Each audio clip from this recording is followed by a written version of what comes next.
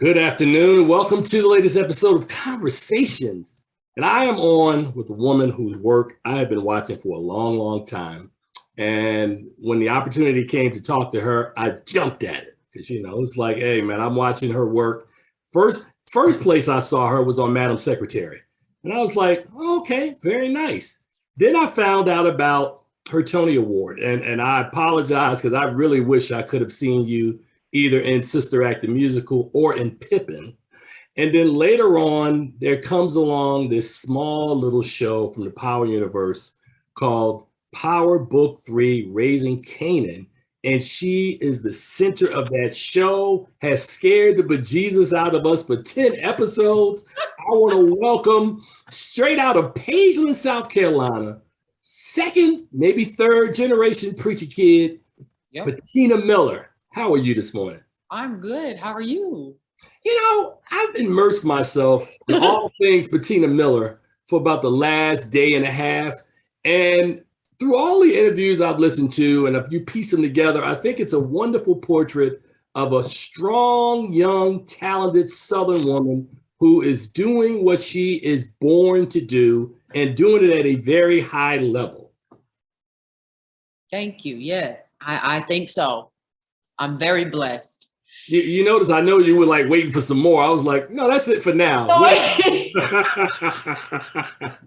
We have plenty of time for some more. But seriously, though, you are a Tony Award winner. You are a Black Reel Award nominee. Over my shoulder, you will see several Black Reel Awards because I founded it. And we have been honored, and we will see you again, television time for sure. So let's start off with what I think is probably one of the most dynamic lead performances that I've seen in a while, your work on Power Book 3. And the reason why I say it's dynamic is because I, as a film critic for the last 3 decades, I love gangster and crime dramas, right? And a lot of these films that we see, I would say 97 to 98% of them come from a male perspective. And you've done something that I think is absolutely amazing, that you've taken this character of Rock Thomas, I think, or Raquel Thomas, and she's hard, but she's also very feminine at the same time. And you've been able to balance both those elements. Now, was that in the script that the folks at Power gave you, or what? How much patina have you kind of inserted into that character?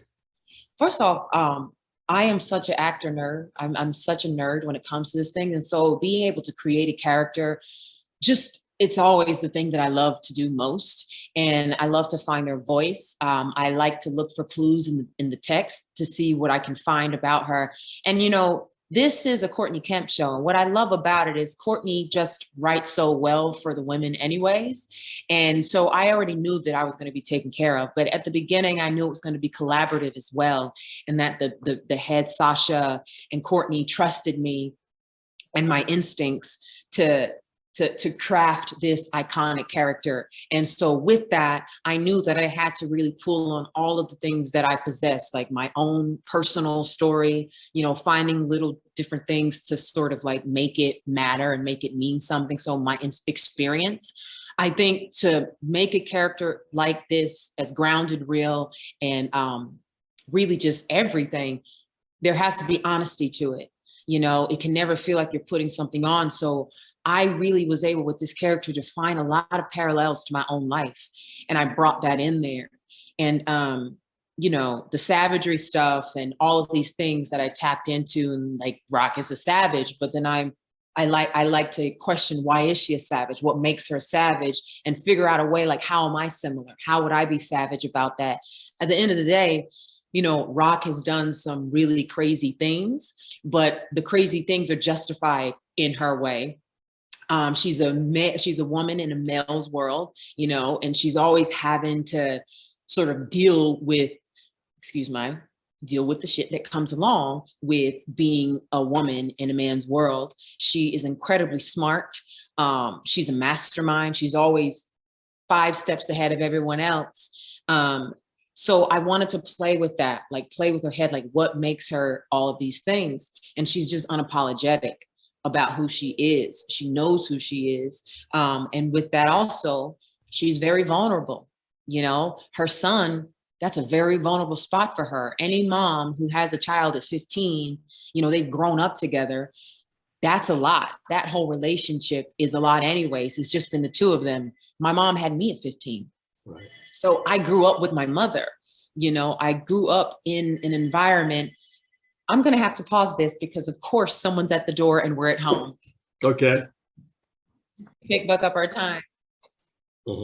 Rock is vulnerable. She is messy. She's sexy. She's the breadwinner for her family. Those are a lot of different things. You know, she's not just strong. So she takes all of this stuff on her back, and how does it make her feel? And so I wanted to really try to go in and figure out not just the boss, not just the strong, because that's easy to play. Right. I wanted to know like what the heart is, like what the love is, and her relationships and her family. Family is really important to her. She's the matriarch of that family. Every relationship that she has, we don't always agree with how she treats Marvin, but at the end of the day, she keeps warning Marvin, trying to tell him what not to do. And he keeps trying to go over her head and do that. Women have to deal with that all the time, but that's not just that. That's her brother thinking that he knows better and he doesn't. So people don't get when she has to lash out at him. She loves him, but he is also doing the thing that like he just shouldn't do.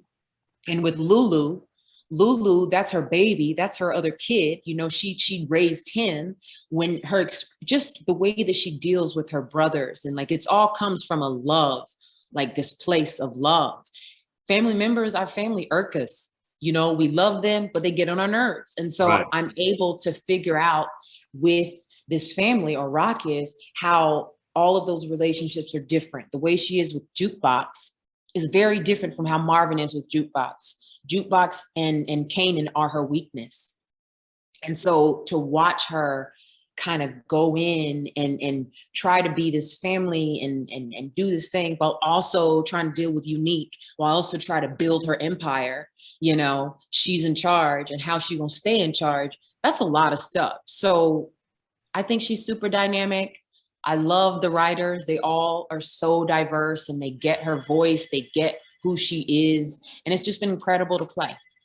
So I went and rewatched the final episode of the season because I wanted to watch it again and it'd be fresh in my mind. And let me tell you something.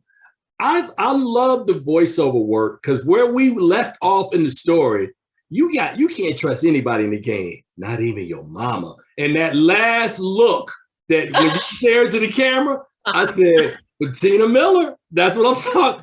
That is, you are so cold in that episode that it's like, you know, to use Jay-Z's, I will not lose, is sort of the attitude or that kind of aura that your character carries around. And again, like I was teasing you earlier, this character is a long way from Daisy Grant on Madam Secretary. So I'm like, Patina Miller can act, because she takes you over here, she takes you there. I watch you sing, I watch you dance. I'm like, sister, you dynamic. You know, that's all I can say. You are getting it done at the highest level. And there's a lot of folks, as you know, in this industry who are called to do this. But everybody can't execute, and you've been executing. So after saying all that, I just want us to, I know you can't tell me anything about season 2 going in, but I love where you've left the story, because there's so many threads that are just out there that are hanging. I'm assuming that we're in South Jamaica, Queens, that it's never going to be a happy ending. No, come on now. I'm just saying. And as my favorite of the Power show so far, and I can actually say that I enjoy watching this one even more than the foundational show, because I just think the writing and the acting, not just you, but the entire cast, everybody is on their A game with this show. So give us a little teaser, a little hint, a little something about what we can look for in season 2. So, you know, actions have consequences. That was really the theme, reaping what you sow in the first season. It got dark for Rock, right? Like everyone was kind of riding for her, like, oh my God, they understood her to the very last second. And, you know, it's do or die for her now. And so where we leave, we know that Howard's not dead. We know that Kanan didn't finish the job, which maybe he shouldn't have been on anyways. But we know that Unique is in jail, but you know, and she has that last look. She's on the throne now. And so for me, I always like to say, going back to the first episode when she's walking Kanan through the halls of Southside Jamaica, Queens, and she's trying to get him to go to the other school, and she's talking about Cassiopeia, always on the throne, always about to fall off. You know, like that is Rock for season 2. She's on the throne.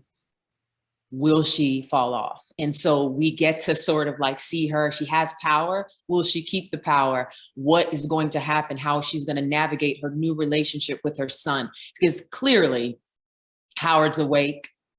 There is something to that relationship. I like to say relationships were start to fray, right? Like there was all about the family dynamic and the bond. And now we get to watch this family deal with the fallout of all the actions of the first season.